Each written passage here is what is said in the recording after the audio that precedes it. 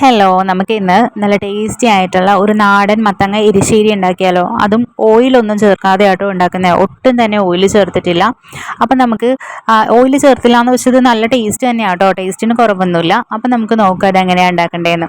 അതിന് വേണ്ടിയിട്ട് മത്തങ്ങ ഇതുപോലെ സ്ക്വയറാക്കി എടുത്തിട്ടുണ്ട്. ഇത് 1/4 കിലോ കുറച്ചുകൂടി ഉണ്ട് കേട്ടോ മത്തങ്ങ.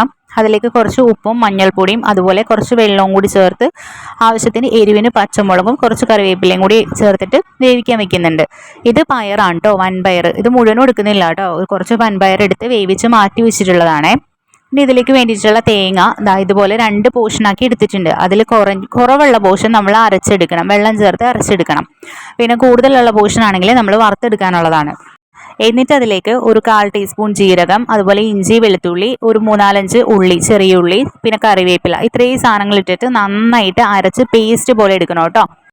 അടുത്തത് മത്തങ്ങ നന്നായിട്ട് വെന്തിട്ടുണ്ട്. ഇനി അതിലേക്ക് നമ്മൾ വേവിച്ച് വെച്ചിട്ടുള്ള പയറുണ്ടല്ലോ, അത് ഇട്ട് കൊടുക്കുന്നുണ്ട്. അതൊരു 1/2 കപ്പ്, വേണമെങ്കിൽ ഒരു 1/4 കപ്പ് വരെ, അത്ര വരെ ഇട്ടാൽ മതി കേട്ടോ.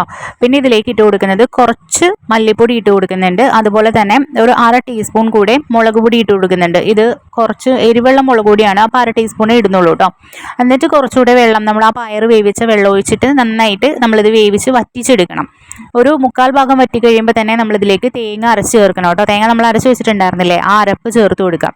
ഇനി ഫുള്ളായിട്ട് എരിശ്ശേരി എന്ന് പറയുമ്പോൾ നമ്മൾ ശരിക്കും എന്താ പറയുക, നല്ല ഡ്രൈ ആയിട്ടല്ലേ ഇരിക്കുകയുള്ളൂ. കുറച്ച് മാത്രം ഒരു ലിക്വിഡ് പോലെ ഇരിക്കണം, പക്ഷെ ഒരുപാട് അങ്ങ് വെള്ളം പോലെ പാടില്ല. അപ്പോൾ അങ്ങനെ വറ്റിച്ചെടുക്കാം.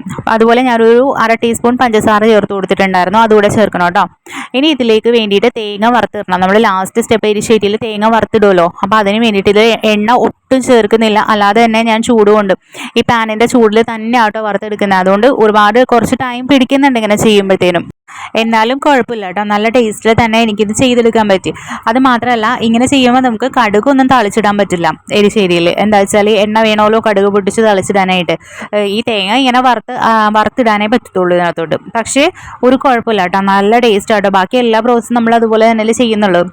വറ്റൽമുളകും ഇതും താളിച്ചിടാൻ പറ്റുന്നില്ല, അത്രയേ ഉള്ളൂ. ഇതിപ്പോൾ ആയിട്ടുണ്ട് കേട്ടോ. ഇത് തേങ്ങ ചിരകിയത് ഒരേ ഇതല്ലാത്തതുകൊണ്ടാണ് കേട്ടോ അവിടെ ഇവിടെയും കുറച്ച് വെള്ളപ്പൂഷം പോലെ കിടക്കുന്നത്. പക്ഷെ അത് സാരമില്ല, ഞാൻ ഇട്ട് കൊടുക്കാം കേട്ടോ ഇതിലോട്ട്. ഇനി ഇതിലോട്ട് ഇട്ടിട്ട് നമ്മൾ നന്നായിട്ട് മിക്സ് ചെയ്തെടുക്കാം. അപ്പോൾ നമ്മുടെ ഹെൽത്തി ആയിട്ടുള്ള നോ ഓയിൽ എരിശ്ശേരി റെഡി ആയിട്ടുണ്ട് കേട്ടോ. ഇത്ര മാത്രമേ ചെയ്യാൻ പറ്റുള്ളൂ, എന്താ പറയുക, വറുത്തിടാൻ പറ്റില്ല എന്തായാലും. അപ്പോൾ എന്താ പറയുക, ഒരു ടേസ്റ്റിന് ഒരു കുഴപ്പമില്ല കേട്ടോ, നല്ല ടേസ്റ്റാണ്, നല്ല ഹെൽത്തിയാണ്. അപ്പോൾ എല്ലാവരും ഇതുപോലെ ഒന്ന് ട്രൈ ചെയ്ത് നോക്കൂ കേട്ടോ. അതുപോലെ വീഡിയോസ് കാണുന്നവർ ഇഷ്ടപ്പെടുന്നുണ്ടെങ്കിൽ എൻ്റെ ചാനൽ ഒന്ന് സബ്സ്ക്രൈബ് ചെയ്തിട്ട് പോണേ. താങ്ക്